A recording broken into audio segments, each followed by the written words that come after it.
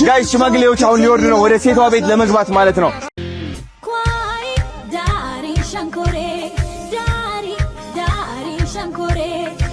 ጃኒና አዶናይ ሊጋቡ ሽምግልና ተላከ። በብዙሃኑ ዘንድ ተወዳጅነትን ያተረፉት ቲክቶከሮች በመጨረሻም ሊጋቡ ነው። ተጠባቂው ሽምግልናም ተደርጓል።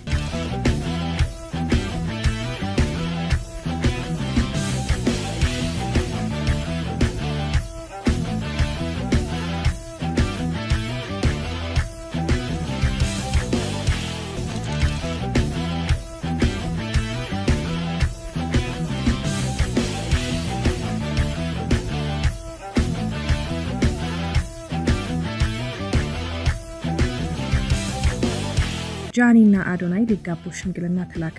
በብዙሃኑ ዘንድ ተወዳጅነትን ያተረፉት ቲክቶከሮች በመጨረሻም ሊጋቡ ነው። ተጠባቂው ሽምግልናም ተደርጓል።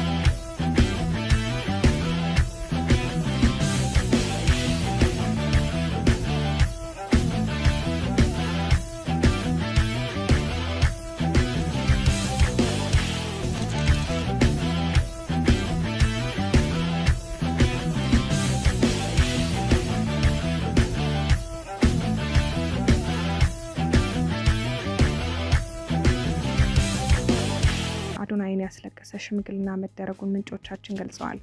አዶናይን ማጣት ምድር ላይ ታይቶ የማይታወቅ ከባድ ህመም ፈጥሮብኛል ያለችው ጃኒ ከ1 ሚሊዮን በላይ ተከታይ ባፈራችበት የቲክቶክ ገጽ ባስተላለፈችው መልእክት አዶናይን በይፋ ይቅርታ ጠይቃለች።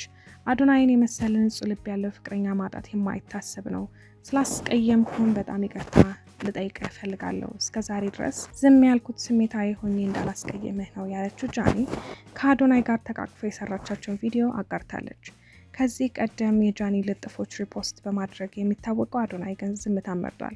በጃኒ ተማጽኖ ለሽምግልና የተገኙት እነ ዘማሪ ገብረ ዮሐንስ የጾም ወቅት ነው፣ በእናንተ መሀል ጸብ መፈጠር የለበትም፣ ወዳጆቻችሁ አሉ፣ የእናንተን አብሮ መሆን እየተጠባበቁ ነው በማለት አዶናይን ሊስማማ ያደረጉ ሲሆን አዶናይ ግን የልደቱ ቀን ተገኝታ አብራ ማሳለፍ እንደምትችል ተናግሮ ግንኙነታቸው ግን በወንድምና በእህት ሆኖ ይቀጥላል የሚል አቋሙን አሳውቋል። አንዳንዴ ለሰዎች መልካም ማድረግን፣ የተከፉ ሰዎች ማስደሰትን፣ እንባ ያቀረሩ አይኖችን ማበስን፣ ሌላ ጊዜ ደግሞ ፊልም የሚመስሉ ድራማዎችን በመፍጠር ሰዎች አእምሮ ላይ ውዝግብ ማስነሳትን የህይወት ዘይቤ ያደረገው አዶናይ እርቁን ተቀብሎ ይቅር ብያለሁ ማለቱን ተከትሎ የሁለቱን አንድ ላይ መሆን የሚመኙ ወዳጆቻቸውን እያስጨበጨበ ያለ ሲሆን በተቃራኒ ደግሞ ለአዶናይ ሚስት ሲመርጡ የነበሩ በርካቶችን አስደንግጧል። ለአዶናይ ሚስት ትሆናለች በሚል አጀንዳ የሆኑት እና ሀሴት ደረጀ ከአዶናይ ጥሪ የተሰረዙ ሲሆን ጃኒ ግን የአዶናይ የልደት ፕሮግራም ላይ ትገኛለች። የጨነቀው እርጉዝ ያገባል በሚል በርካቶች ቢቀልዱም ከዮሐንስ ዳንኤል ጋር የቀለጠ ፍቅር ውስጥ እንደሆነች የሚነገርላት ጃኒ በድሮ ማንነቷ ሳይሆን ቃላት አሳምራ በመናገር በሜካፕ ስር አምራ በስላና ተውባ የተመለሰች ይመስላል። ለአዶናይ ያላትን ክብርና ፍቅር በውብ ቃላት ተናግራ በርካቶችን ያስደመመችው ጃኒ አዶናይ እንዲሰጣት የጠየቀችው አንድ የመጨረሻ እድል በይፋ ባይሳካም ከፍቅር ግንኙነት ውጭ ባለ ቅርርብ ግን ከጎኑ እንደማትርቅ ትናገራለች። የአብዛኛው ሰው ሳቢ አላምጦ የበላው አዶናይ በበኩሉ የሽምግልና ስርዓት ላይ ከማልቀስ የዘለለ ምንም ነገር ከመናገር ራሱ ቆንጥቦ እየተዝናና የማንንም ጩኸት የማይሰማው ወጣቱ ከዚህ በፊት ወጣቶችን ሲመክር ሰዎች ሲበድላችሁ ዝም በሉ፣ ዝምታ ምረጡ፣ ዝምታችሁ ጠንካራ ጅራፍ ነው ብሎ ያስተላልፈው መልእክት የኖረው ይመስላል። በኢትዮጵያ የሶሻል ሚዲያ ታሪክ በ26 ዓመቱ በዚህ ልክ የተሳካለት የለም ቢባል ማጋነን በማይሆንበት መንገድ ከወራት በፊት የልደት ቀኑን ገልጾ የነበረው አዶናይ ከ5 የተለያዩ ድርጅቶች ና ልደትን አክብር ጥሪ ቢቀርብለትም ማንንም አልሰማም ብሏል። ሰውን በማክበር አንቱታን ያተረፈ አዶናይ አንዱን አስደስቼ ሌላውን አላስከፋም በሚል አቋሙ በራሴ ነው የማከብረው ሲል ለልደቱ በርካቶች ጥሪ ቀርቦላቸዋል።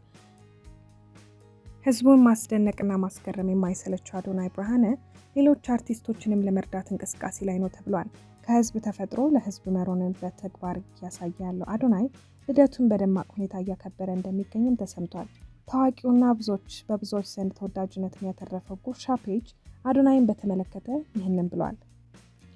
የበጎነት ምልክት የሆነው አዶናይ 26 ሞላው። በዓለማችን ላይ ብዙ ወጣቶች በሃያዎቹ ዕድሜያቸው የራሳቸውን ህይወት ለመገንባት ውድ መኪና ለመንዳትና ምቾት ያለው ህይወት ለመኖር ይሮጣሉ።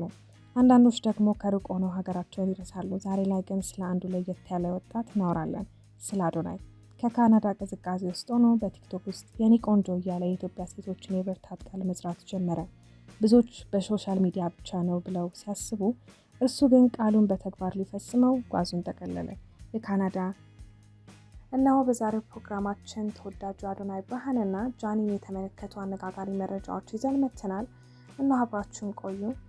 በውስጡ ያለውን ህመም አምቆ ይዞ ደስተኛ ለመምሰልና ሰዎችን ለማስደሰት እየጣረ ያለው አዶናይ የልደት ቀኔን እኔ በፈለግኩት እንጂ ሰዎች በመረጡልኝ ቦታ አላከብርም የማለቱ ነገር ከራሱ በላይ የሚወዳቸው በርካቶችን አስደንግጧል።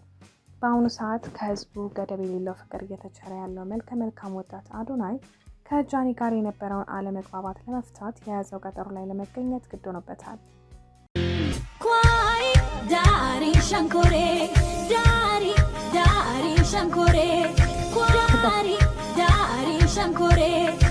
ጃኒና አዶናይ ሊጋቡ ሽምግልና ተላከ።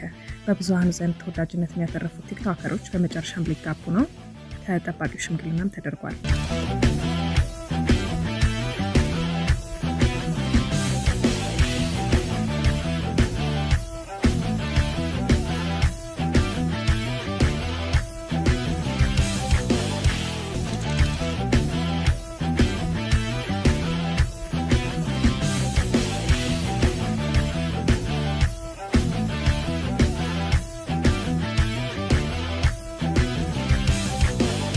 ጃኒና አዶናይ ሊጋቡ ሽምግልና ተላከ።